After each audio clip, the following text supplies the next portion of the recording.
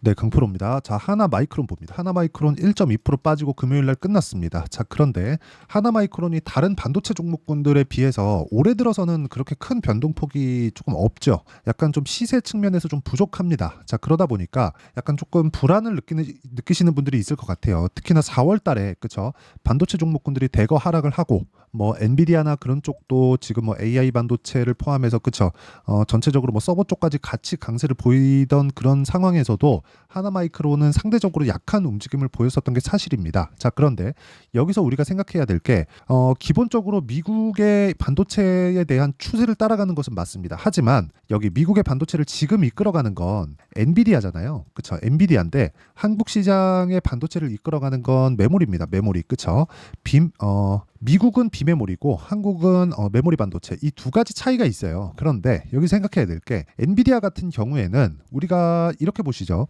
엔비디아 같은 경우에는 지금 너무 많이 해먹고 있습니다. 그러면서 좀 반발이 생기고 있고 업계 1등을 너무 오래 차지하다 보니까 감을 잃은 게 아니라 약간 조금 이렇게 해도 되지? 뭐 하는 좀 그런 느낌이 있어요. 그러니까 기본적으로 아실 분들은 아실 텐데 엔비디아에서 지포스를 판매하듯이 지금 그런 그 똑같은 전략을 판매하고 있는데 그렇게 하면 안 된다고 저는 생각을 합니다. 왜? 지금 엔비디아가 상대하고 있는 고객사들 있죠. 기본적으로는 뭐 게이머들, 그쵸? 뭐 일반 PC 사용자들 게임을 하는, 그쵸? 물론 그것만 가지고도 엔비디아는 대기업이에요. 그런데 완벽하게 이 초거대 기업으로 성장하기 위해서 서버 쪽으로 진출할 필요가 있었는데 그게 AI 반도체 시장과 딱 맞아 떨어졌다. 그래서 기회를 잡았죠. 근데 기본적으로 개인용 PC에 들어가던 그 개인 그 사용자들을 상대하던 전략을 똑같이 사용하고 있다. 그런 과정에서 지금 반발을 사고 있는데 지금 엔비디아의 고객사들은 우리가 이름만 들으면 알 법한 마이크로소프트 있죠.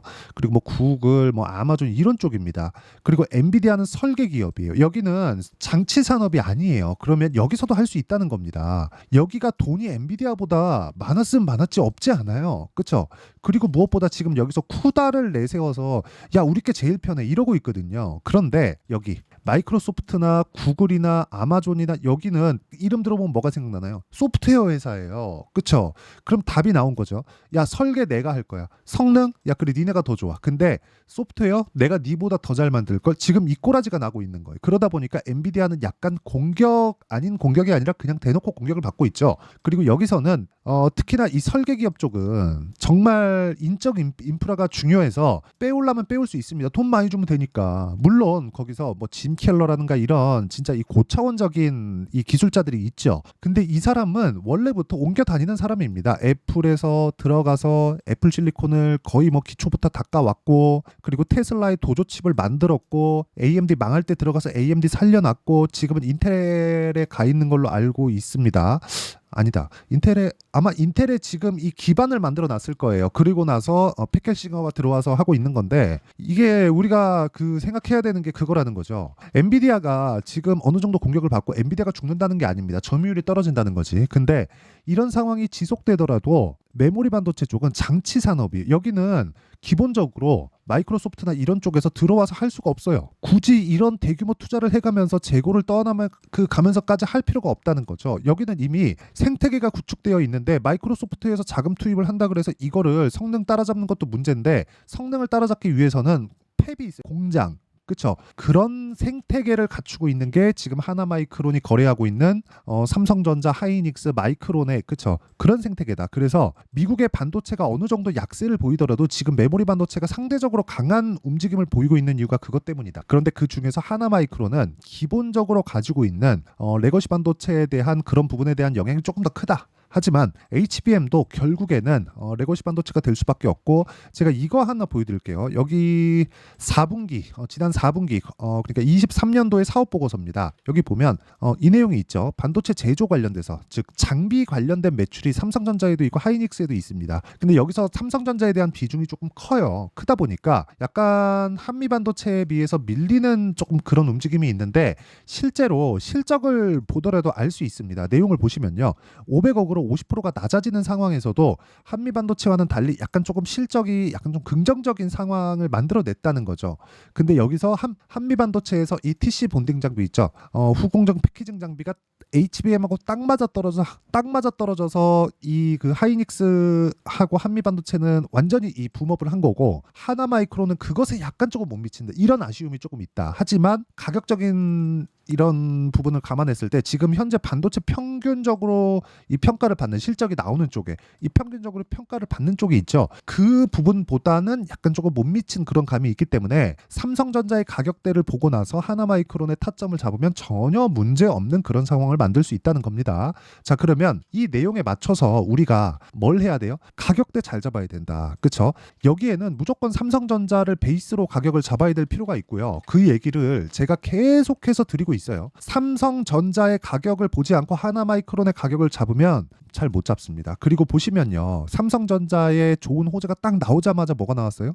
하나마이크론 시세가 딱 튀잖아요. 그러면서 고가 수렴을 했다는 것 자체가 추가적인 그 시세가 나올 수 있다는 거고 지금 혹시라도 뭐 내가 팔고 나가야지. 주말에 미증시도 급등했습니다. 제가 어저께 한미반도체 영상을 쭉 올리면서 미증시 관련된 거 여러 가지 내용에 대해서 올려놨으니까 그 부분을 참고하시면 되고 하나마이크론도 당연히 미증시에 대한 영향을 받습니다. 그래서 이 지금은 뭐 굳이 뭐 내가 여기서 팔고 나가거나 그럴 필요가 없습니다. 그리고 기본적으로 AI 쪽에 대한 부분은요. 지금 하이닉스에서 공표를 했잖아요. 공장, 그쵸? 팹을 늘리는 부분부터 시작해서 이 팹이 늘어나면서 이 그 효용성이 늘어나는, 그쵸? 결국에는 HBM을 포함해서 이 고효율화되는 이 메모리 쪽에 대한 부분이 개인 사용자 단까지도 간다는 점, 이런 부분이 중요하다는 거죠. 그래서 지금 중요한 건 그거예요. 가격을 얼마에 그리고 그 가격을 잡았을 때 내가 어느 정도의 타점을 잡을지, 그게 중요한데 그 타점, 그 원리에 대한 부분은요. 여기 하나마이크론의 가격과 단기 보유 전략. 단기 뭐라 그랬어요? 제가 2주라 그랬죠. 2주 동안 내가 수익 전환 시킬 수 있는 가격을 잡는 것. 이게 정말 중요하다고 이야기를 드렸고요. 무엇보다 최근에 하나마이크론을 포함해서 반도체 종목군들의 변동성이 크고 미증시에 대해서, 그쵸? 미증시도 이 상승을 했지만 아직도 계속해서 변동성이 커질 수 있는 그런 상황을 내포하고 있습니다. 상대적으로 강한 움직임을 보였기 때문에 높은 가격대에서는 당연히 변동성이 클 수밖에 없다. 그래서 하나마이크론의 실시간 타점을 제가 문자로 공유를 해드리도록 할 테니까 구독과 좋아요, 그쵸? 구독과 좋아요 눌러주시고 상단에 있는 전화번호로 마이크론, 자 마이크론이라고 문자 보내주시면 제가 하나마이크론의 가격과 단기 보유 전략 그리고 실시간 타점을 문자로 공유를 해드리도록 하겠습니다. 자, 그러면 원리는 이 내용으로 받아가서, 그쵸? 공부하시고 그리고 실시간 타점 받으면 되고, 이런 타점을 이해했을 때 어느 정도까지 내가 성과를 낼 수 있는지를 보겠습니다. 자, 실제 1월 1일부터 5월 3일 금요일입니다. 그때까지 내 계좌 수익률, 그쵸? 나오죠. 그리고 이건 계좌 수익률입니다. 계좌 수익률 500% 이상. 근데 이런 수익을 내기 위해서는 철저하게 내가 가격을 앞세운 매매를 해야 된다는 거고, 이 화면은 조작이 불가능한 화면이라는 점, 그쵸? 제가 조회를 눌러서 보여드려도 충분하게 이런 움직임이 나올 수 있다는 점, 그쵸? 이거는 그냥 조작 자체가 불가능하다고 보시면 됩니다. 자, 그러면 타점을 한번 보겠습니다. 타점. 자, 타점 보시면 여기 보시면 자 반도체입니다. 약간 조금 아쉬운 부분이 있습니다. 1월 들어서 제가 가온 칩스를 계속해서 매매를 했지만 여기 1월 말에 매도를 하고 나서 2차 시세를 못 먹었어요. 근데 2월 달부터 제가 다른 반도체 종목군들을 매매를 했고, 뭐 자람 테크놀로지나 이런 종목입니다. 올라가는 구간에서 계속해서 매매를 한 결과 뭐 75% 정도의 수익 구간, 그리고 3월 달에도 DI, 자 이렇게 보면 DI, 자 제가 뭐 몇 개 종목들만 보여드리는 겁니다. 뭐 DI 같은 경우에도 보면, 그쵸, 올라가는 구간에서 계속해서 매매를 하는, 이쪽 구간에서 전혀 매매하지 않는다. 그쵸, 내려갈 때 매매하지 않고 횡보할 때 매매하지 않는다. 올라갈 때만 내가 매매를 한다. 추세 중에만 매매를 한다는 점, 이게 중요합니다. 그래서 이런 부분을 매매했을 때 이 정도의 수익을 낼 수 있다. 그리고 이 내용에 대한 부분, 이런 타점, 그리고 어떤 식으로 매매를 해야 되는지 실시간 타점에 대한 부분은 제가 여기 소통방에서 공유를 하고 있습니다. 자, 현재 여기 소통방에서는 실시간 타점을 기반해서 제가 10억 만들기 프로젝트를 진행하고 있고요.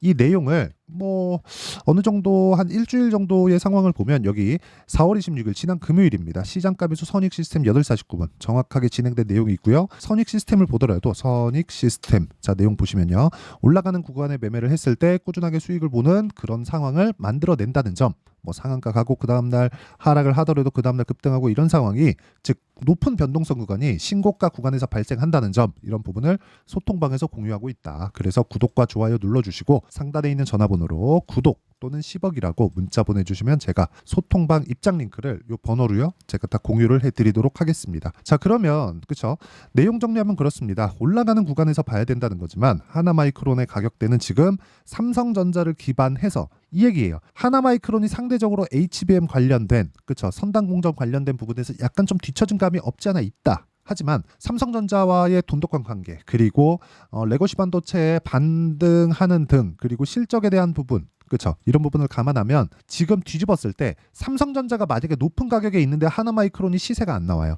이러면 하나마이크론 팔아야 되는 게 맞지만 삼성전자 같이 빠지면서 같이 빠져버렸죠. 그러면 삼성전자를 베이스로 움직일 수 있다는 겁니다. 그럼 여기서 우리가 타점을 잡는 게 중요하다.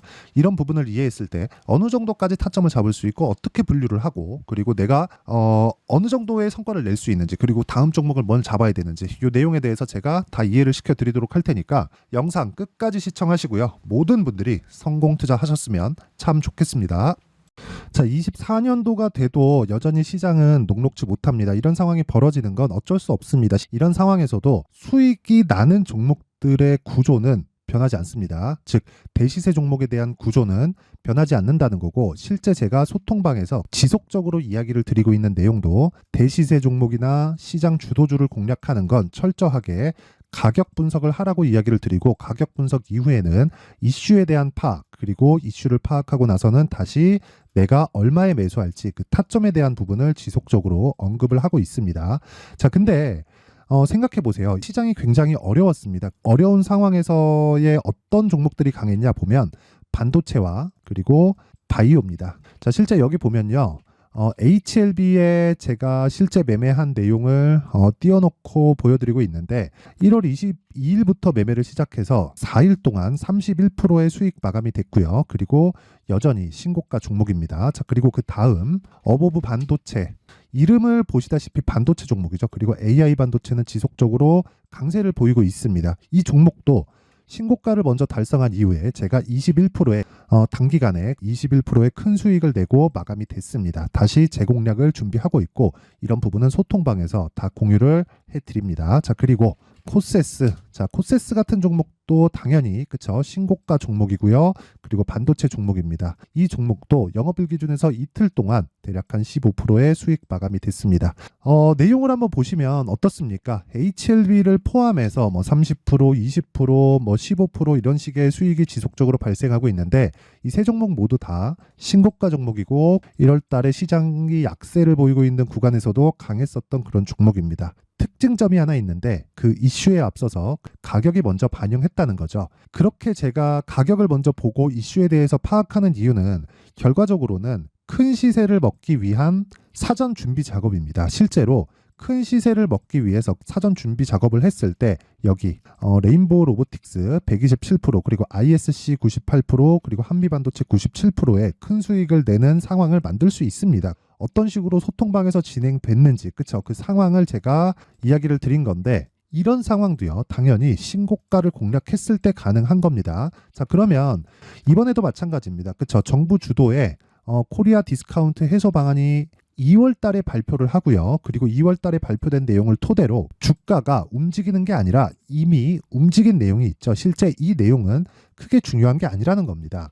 실제 움직인 내용을 보면, 자, 기아차입니다. 실제로 12월 달에 신고가를 만들어 놓고 정부에서 입김을 불어 넣으니까 순식간에 기아차를 포함해서 현대차 같은 거대 기업들의 주가가 2주도 채 되지 않아서 40% 정도의 큰 시세를 냅니다. 자, 그러면 우리는 어떤 종목을 봐야 될까요? 이슈를 파악해야 되는 것도 맞지만 철저하게 가격에 맞춰서 매매를 해야 되는 게 당연히 중요합니다. 정부가 주도하는 정책 방향이 있겠죠. 그 방향에 맞춰서 우리가 종목을 찾을 필요가 있다.